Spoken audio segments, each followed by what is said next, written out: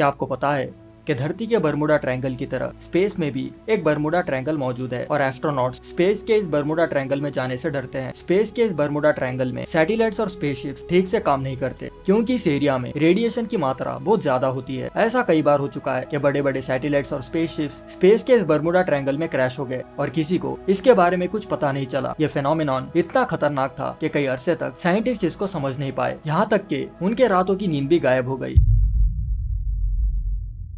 Space का ये Bermuda triangle आखिर है क्या? दरअसल इस बरमुडा ट्रायंगल ऑफ स्पेस का ऑफिशियल नाम साउथ अटलांटिक एनोमली है, यानी SAA, और ये एनोमली धरती के चिली से लेकर जिम्बाब्वे तक फैली हुई है।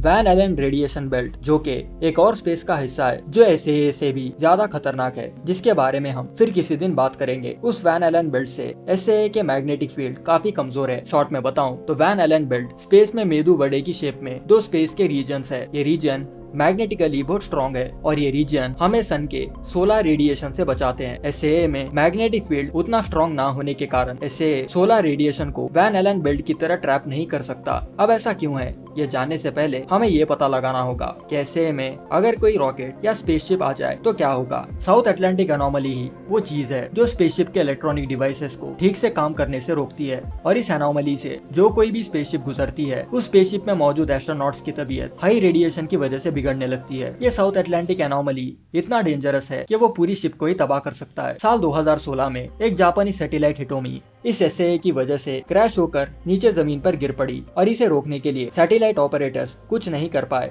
क्योंकि उन्हें हिटोमी सैटेलाइट से मिक्स्ड सिग्नल्स आ रहे थे। सैटेलाइट ऑपरेटर्स ने ये समझ लिया कि हिटोमी अभी भी स्पेस में मंडरा रहा है, जबकि वो कब का क्रैश होकर पृथ्वी पर गिर गया।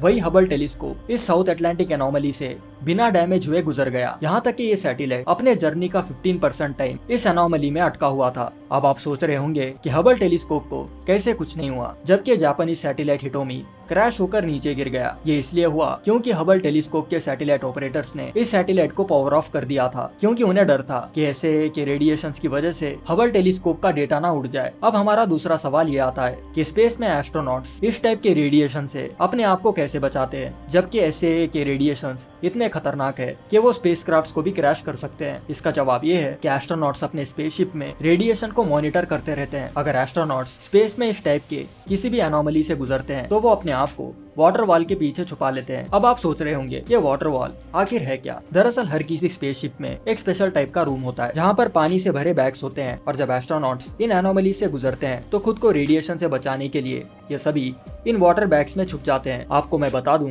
कि पानी रेडिएशन से बचने के लिए एक शील्ड की तरह काम आता है। जब तक आप पानी में रहोगे हार्मफुल रेडिएशंस आपको नुकसान नहीं पहुंचा सकते क्योंकि पानी में हाइड्रोजन मौजूद होता है जो रेडिएशन को पास नहीं होने देता। अगर एस्ट्रोनॉट्स इन एनोमलीज के दौरान वाटर वॉल में नहीं जाते तो वो रेडिएशन के शिकार हो सकते हैं जिससे उनके सेल्स म्यूटेट होंगे और उन्हें कैंसर हो जाएगा। अब आता है हमारा सबसे बड़ा सवाल और वो सवाल ये है कि अगर ये स्पेस एनोमली इतनी खतरनाक है जिससे स्पेसशिप्स और सैटेलाइट्स डैमेज हो रहे हैं तो जरूर इसका कोई कारण होगा। आपको जानकर हैरानी होगी कि पृथ्वी पूरी तरह गोल नहीं है जैसे हमें दिखाया जाता है।